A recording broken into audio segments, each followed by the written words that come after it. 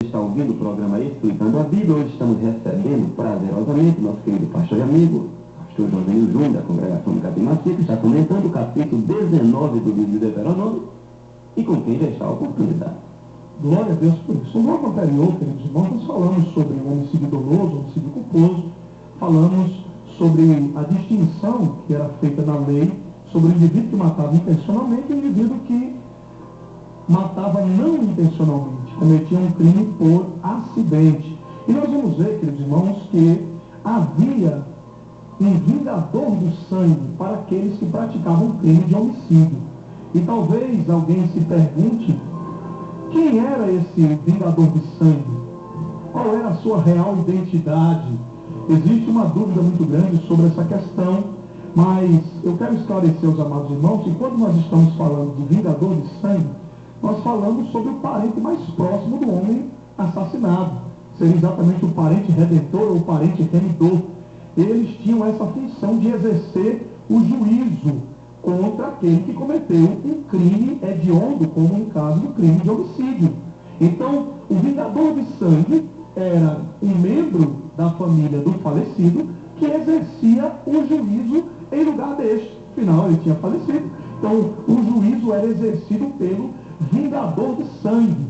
Agora, o que nos chama a atenção, irmãos, quando nós falamos, por exemplo, do vingador de sangue, inclusive existe uma terminologia hebraica para designar este homem, que era exatamente a expressão Goel, né? A expressão Go, separado, né, por aspas, e El, que era exatamente procedente de uma raiz, que significava resgatar, reivindicar e, mais fundamentalmente, proteger. Então, a obrigação do vingador de sangue era exatamente, queridos irmãos, vingar aquele que partiu. Certo? Agora, o que chama a atenção quando nós falamos sobre o vingador de sangue é que existiam restrições para que esse juízo fosse exercido por aquele que cometeu o crime. E quais eram as restrições? As restrições, queridos irmãos, é exatamente o seguinte: se o indivíduo cometeu um homicídio involuntário, então esse indivíduo não poderia ser morto pelo vingador de sangue. Lógico, se o indivíduo que cometeu um crime involuntário estivesse numa cidade de refúgio, que poderia ser que esse indivíduo que cometeu um crime não premeditado, não intencional, estivesse fora da cidade de refúgio e o vingador de sangue o encontrasse. E o texto bíblico é bem claro: se o vingador de sangue o encontrasse pelo caminho, poderia matá-lo. Agora, se ele estivesse numa dessas cidades de refúgio, que eram exatamente 6 cidades, 3 na Transjordânia, como eu disse, e 3 na terra de Canaã, e essas cidades recebiam exatamente os indivíduos que cometiam crimes não premeditados, não intencionais, então, se o indivíduo estivesse na cidade de refúgio, o vingador de sangue não poderia matá-lo. Havia essa restrição. E o que é importante, irmãos, nós enfatizarmos, é que este Goel, este vingador de sangue, é exatamente aquele que tinha, por exemplo, a função de defender e proteger os interesses, tanto do indivíduo como do grupo. Ele intervia, por exemplo, em alguns casos, como quando se vendia um escravo para pagar uma dívida, e esse escravo deveria ser resgatado, então quem o resgatava? Um parente próximo. Era exatamente esse resgatador, o Goel, o vingador de sangue. Por exemplo, quando o israelita vendia o seu patrimônio, então o vingador de sangue, que seria no caso aquele que tem o direito de resgatar, ele tinha direito preferencial na compra, pois é importante que ele evitasse a alienação dos bens da família, porque a herança precisava ser preservada. Então, quem era o vingador de sangue no contexto das Sagradas Escrituras? Um parente próximo daquele que faleceu. Aí o texto de Levítico, capítulo 25, versículo 49, traz uma ordem de parentesco. E qual é a ordem de parentesco? Primeiro o tio paterno, depois o filho deste e finalmente os demais parentes. Então é importante a gente saber disso. Quem era o vingador de sangue normalmente? Era o tio. Se não tivesse o tio, era um filho deste, um primo, e se não tivesse este, um outro parente. Agora, era importante que este juízo fosse exercido. Então, quando alguém matava, tinha que necessariamente morrer. Agora, se matasse involuntariamente, como nós fizemos questão de enfatizar desde o início dessa exposição, ia para uma cidade de refúgio para que ali permanecesse até que o sumo sacerdote viesse a falecer. Quando o sumo sacerdote falecia, é que o indivíduo poderia sair da cidade de refúgio e voltar para a sua casa. Então é importante, queridos irmãos, que nós tratemos dessa questão. Outra coisa, queridos, que o capítulo trata, está contida especificamente no versículo 14. O versículo 14 desse texto, ele destoa um pouquinho dos demais versículos. O texto nos diz o seguinte: não mudes o marco do teu próximo, que colocaram os antigos na tua herança que possuíres, na terra que te dá o Senhor teu Deus para a possuires. Então aqui, queridos irmãos, está resguardado o direito de propriedade. Eu estava até conversando com o irmão Gilvan aqui no intervalo, falando sobre as 4 questões trazidas no capítulo 19, que é sobre homicídio culposo, homicídio doloso, direito de propriedade e sobre o falso testemunho. E os 4 têm regulamentação na própria lei brasileira e estão contidos, queridos irmãos, no capítulo 19 do livro de Deuteronômio. Então, o que me chama a atenção quando nós falamos sobre o direito de propriedade resguardado aqui neste texto? Irmãos, ainda nos nossos dias, nos dias atuais, por incrível que pareça, existem sociedades, irmãos, onde os limites da terra de um indivíduo são assinalados por um marco de pedra ou por um montão de pedras. Então, na antiguidade, quando nós falamos sobre os marcos, era exatamente esses montões de pedras que eram colocados em determinado local, delimitando qual era a extensão territorial da herança do indivíduo.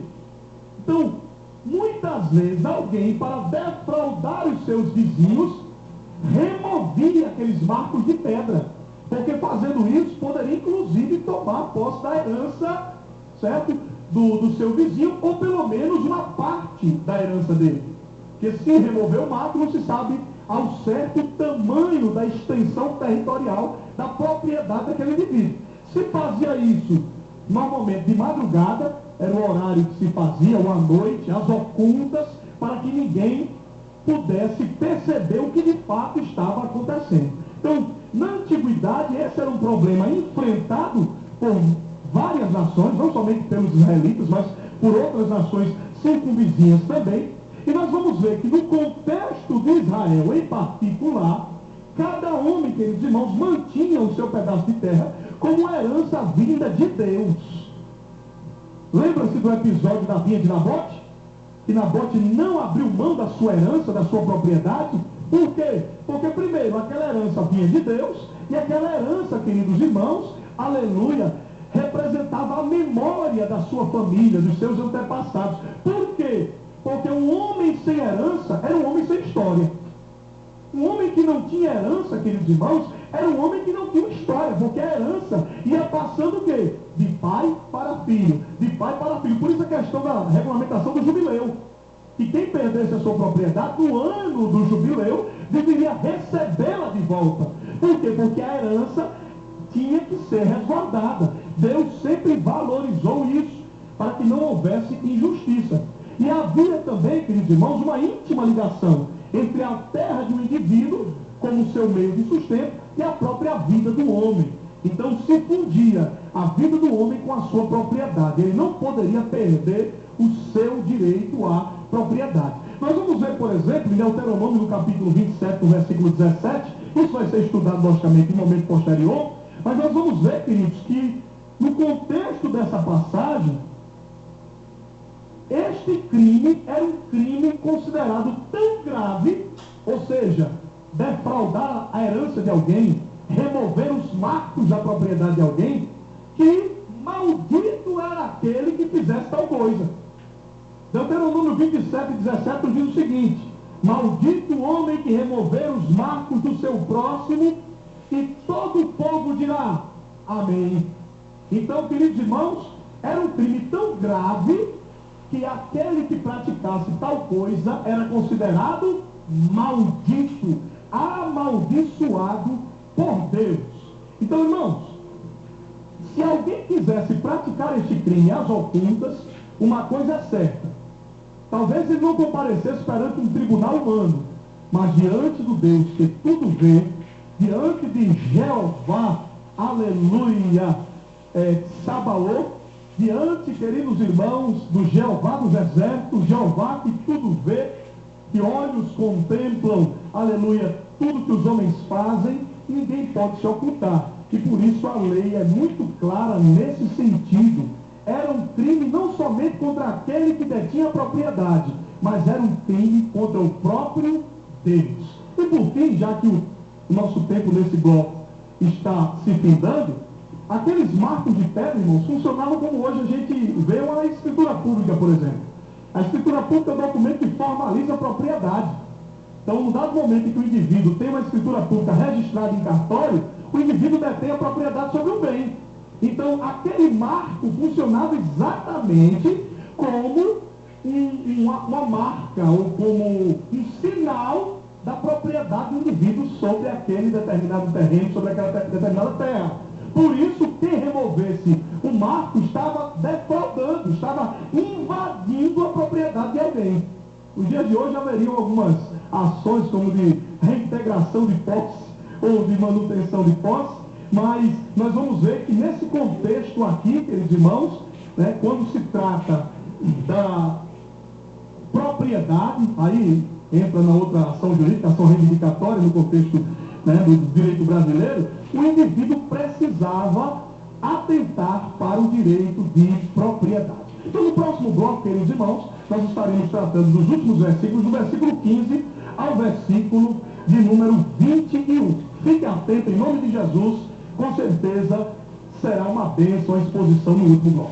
13 horas e 45 minutos, vamos de Curió e Canarim para matar a saudade, meu irmão. Ainda há tempo.